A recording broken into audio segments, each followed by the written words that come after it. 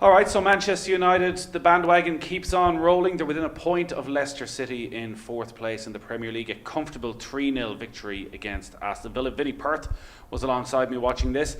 I say comfortable, but with half an hour gone, Villa had hit the post. Jack Grealish had missed a good chance. They were starting to get at United. And then Bruno Fernandes goes to ground. That initially we thought was a clear-cut penalty kick. But the second you look at a replay, as VAR did, you see that as he twisted his body, his leg went right down on the Villa player, and that will be the big talking point. Should it have been a penalty? No, it's nowhere. It's nothing like a penalty. It looks it live, to be fair to the referee, but that's why they've brought in VAR, and it's got to be overturned. And even still, somebody is sitting in a studio looking at that and leaving it as a penalty. That makes no sense. And you can see Dean Smith very, very upset about it. You can imagine if the whole end was packed as well while that happened, there would have been a lot of angry Aston Villa fans. It's very disappointing for Villa. They were in the game, but once the goal went in, they've just given up the ghost, and they've accepted their fate far too easy, and it's worrying times for them. Was it brilliant attacking play from Fernandes to earn the penalty kick? Did he trick the referee? Was it a dive? Do you think he knew what he was doing to the defender when he put his foot on him? No, I don't think so. I think to be fair, he could be booked for the tackle. It's studs onto a shin. I think he tried to roll over the ball. He tried to trick as such, and he's just ended up connecting with the Villa defender. It's just a free out. It's simple as that, and it changed the game in United's favour. He had been really sluggish in the first half an hour. They were taking too many chances at the back, and Villa pressed them high a couple of times and turned the ball over. And this decision has changed the game. And ultimately, then United have been very good. That front four now is very, very exciting, and it's going to be interesting. And the bandwagon of Manchester United supporters are going to love it. Yeah, and they really did kick on from there as well. Mason Greenwood, what a player! Was emerging pre-lockdown, but since lockdown, 3 Premier League games in a row he's scored in now. 18 years of age, 9 Premier League goals, 16 in all games. And just the quality of his overall performance, his link-up play, his intelligence off the ball. And now as well, having bulked up a bit over the lockdown, the power he has in his shots with both feet. Yeah, we see him off the left. The keeper made a good save just before the goal. But for me, the area that he's improved, and I spoke to somebody in the youth setup at Manchester United, and he felt that his movement off the ball had to improve to become a top player. And you think he's a 9, he's probably an out-and-out centre forward in time, but he's someone who can play off another striker. But he's now added to his game, probably because who he's played with in Rashford and Martial, turning up in different areas, coming into that sort of half position, receiving the ball on the back foot, and then with the strike he has, he's a real threat. And what really is helping him is Fernandes turning up in different positions, or Martial going in behind Rashford, pinning people back, and he's able to find a little pocket. And United have a few false dawns with people like Welbeck over the years, with Rashford to a point, and they need to protect this guy. And he's still only young, and but he looks like a star in the making, and he looks like, he may have saved them somewhere between 75 to 100 million, and they may not buy Sancho's now. They may decide to use that money and go elsewhere. That's interesting what you talk about, is off the ball movement. Like, as a coach, how do you coach that to a player? Because if it's something on the ball, technically you can just spend a lot of time on the training ground. Like, that seems like something that's more natural, that it's intelligence of a player. Like, how do you actually coach them to move? Well, I suppose how you coach it is, it's not just about his movement, it's about people around him creating space, and that's the point. When you look at the average touches of a team, or you look where they've touched the ball, you'll find that Manchester United front three of Martial and Rashford will touch the ball, and right wing, left wing, centre forward, and at times even tonight Fernandes stood in the centre forward position. So that means then the Villa back four have to react off that, and it creates a little bit of space for him to come into. So it is a combination of the team around him, and you see that further back at Manchester United. Matic looked finished 3-4 months ago. He looked like he was done. He's now starting to look like the player that was at Chelsea to a point, because of Fernandes and Pogba ahead of him engaging in midfield, and it's create a bit of space around him. So it's not necessarily his movements, it's about him understanding when the players around him create that bit of space, he comes in and takes it.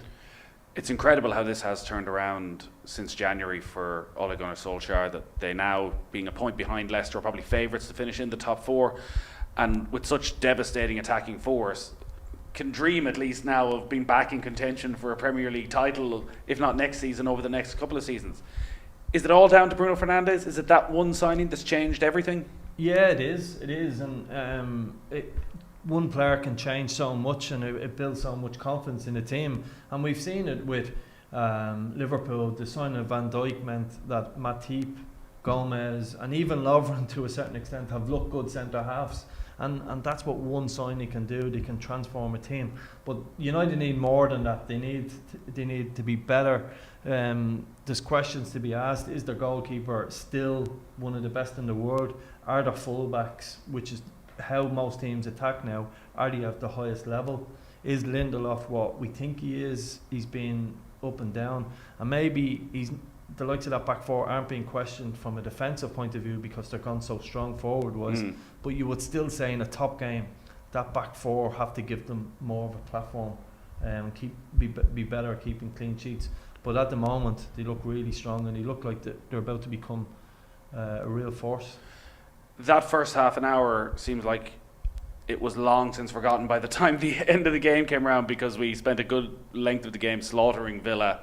And worst of all, I guess, for Villa supporters, talking about their attitude and their work rate and their real want to survive. Like, that's got to be a huge worry for Dean Smith. That last goal that Paul Pogba scored, where Paul Pogba, one of the most talented players in the league, has all the time in the world at the edge of the area from a corner kick, and they're sort of half-heartedly getting out and turning their backs when he's getting the shot in. That's not a team who's putting their lives on the line to keep their team in the Premier League. No, there's no doubt that Villa's the DNA that got them promoted. That to get out of the Championship in England, you've got to have something about you. You've got to have. You play close to 48 games. You've got to be able to dig in at certain stages. They spent 140 odd million on players, and they haven't brought in people with a little bit of get go and get after the ball. And when things go against you, that's them players really. They're the ones that hurt you. But when you look at McGinn in midfield, there's something gone wrong there. The lockdown hasn't been good for him. He's come back and he can't move across the pitch. And I think particularly looking with Irish eyes, how Conor Hourihane isn't in that team and giving them huge energy. And actually, him and Jack Grealish have a good combination and they seem to play well together.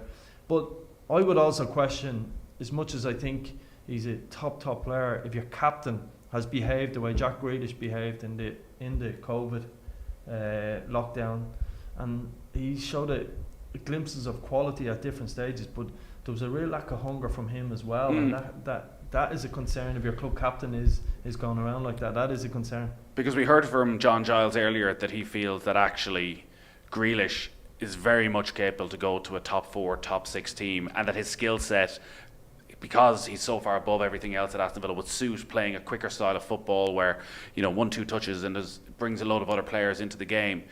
But is there a question over his attitude? When you look at that performance, to be the club captain, the local boy, and to just be sort of floating around the place. Yeah, look, it's difficult for him because he hasn't got a lot around him, and I think John Giles is 100% spot on in terms of when Jack's on the ball, he attracts 2-3 players to him. And if he had better players around him, he can lay it off to them. And obviously then people are more worried about the other players, so create more space from much in the way Fernandes does for. But Jack Grealish is not getting into this Manchester United team at the moment for me. He's a bit to do, but they may still sign him and see can they turn him into the next level. But he's not getting into that Manchester United team for me at the moment. He's definitely not getting into the Liverpool team because of his lack of work rate, and he's nowhere near that midfield trio that Man City have. So where does he go? There is question mark. What the next move for Jack is huge, but there's a real star there. But he needs better players around him, and I suppose to be fair to him, unless he goes to a club like that, we're not going to really find out. Yeah, Villa are in dire straits. They're 4 points from safety. Haven't won a game since the beginning of February. Scored 2 in their last 8 now. We're going to cover their game against Crystal Palace on Sunday. Do you give them any hope of staying up? No, I don't. I don't at the moment. I think they've got to do something different. Dean Smith's a really difficult job. He's got to look at his shape. He's also got to look at does he sacrifice someone like Grealish and play him even as a lone striker and try and do something different and flood midfield and have a bit more energy in there. He's got to look at that. But they just look like the confidence is on the floor there in the club. And Villa don't have an identity. They don't have, like, if a long ball team was struggling at the moment, or a team who are really strong in set pieces, you'd say stay in the game, keep a clean sheet. Every corner we get, we send all our forwards up. It's not a way of playing that I would like, but they don't even have that to go to. It's neat and tidy stuff, and they're in real trouble, and I'm not sure the way out for them. Looking at your own personal situation, you're back tomorrow, finally, a game of football. You've got a friendly against Derry. At long last, says you. Yeah, no, it's amazing. I mean, we've done what we coaches call the -1 training session today, where you work on your corners, your set piece, your throw-ins, and it was amazing. It was a great feeling. We played 11v11 against each other last week, and it was